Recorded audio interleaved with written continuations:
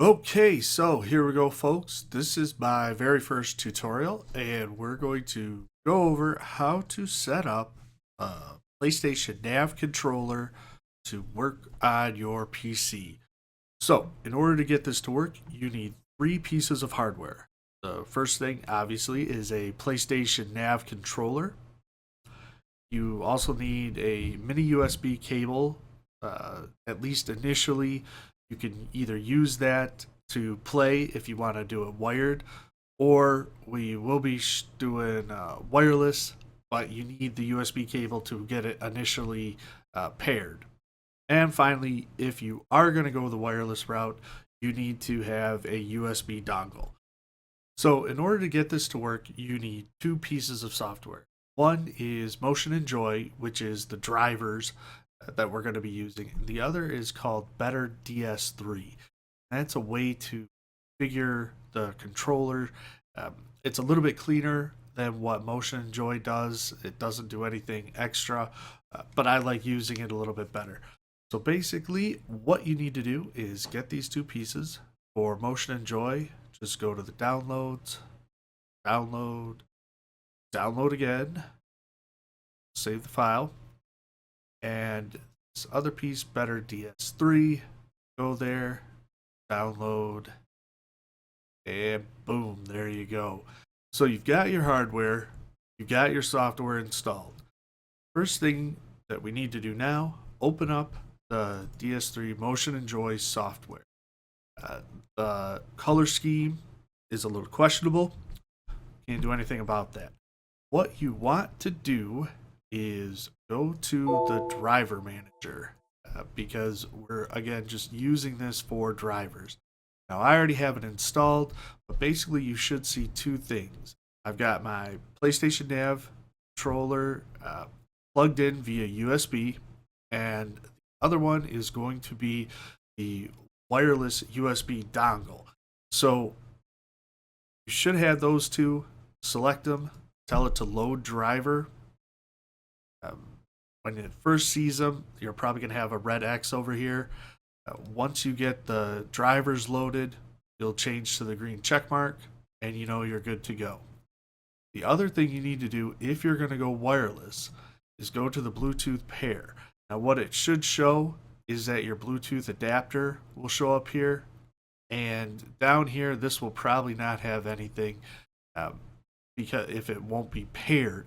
So you'll see that if both of those are showing up, you just tell it to pair now. It'll switch your PS Nav controller to be paired with that Bluetooth dongle so that you can use it wireless.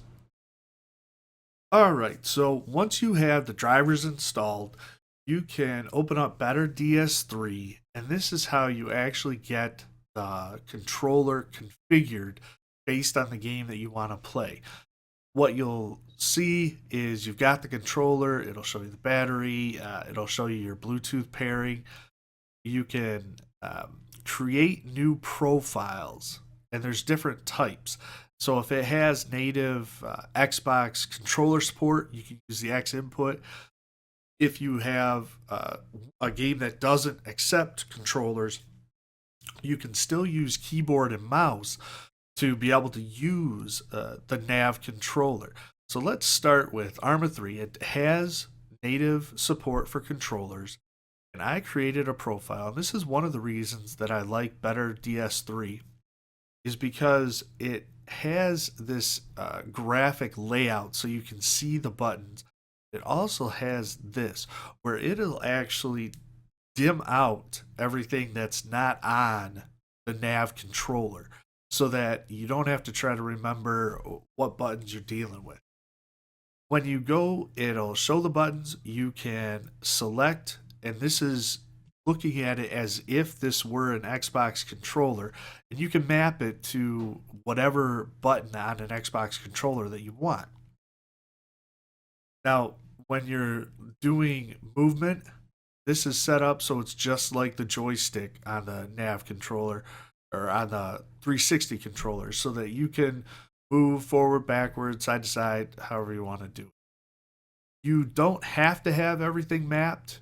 You can stick it on none if you want to, but I figure you have the buttons, you may as well have them do something useful. If you click this autofill Xbox 360, what it'll do is actually switch everything to as if it were a 360 controller, just the default layout. Now, let's say that you want to look at a game like Titanfall, and Titanfall doesn't have the ability to customize what each button does on a 360 controller. So with ArmA 3, you can do that.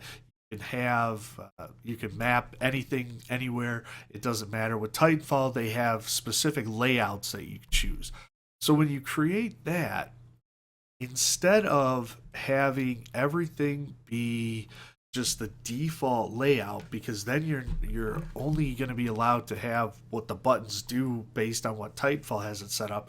You just switch what button you want it to pretend it is on the 360 controller. So for example, I had this set up so that the circle button in the game thinks that I'm pressing the back button on the 360 controller. So this is how you can kind of get around if it doesn't let you customize each specific button.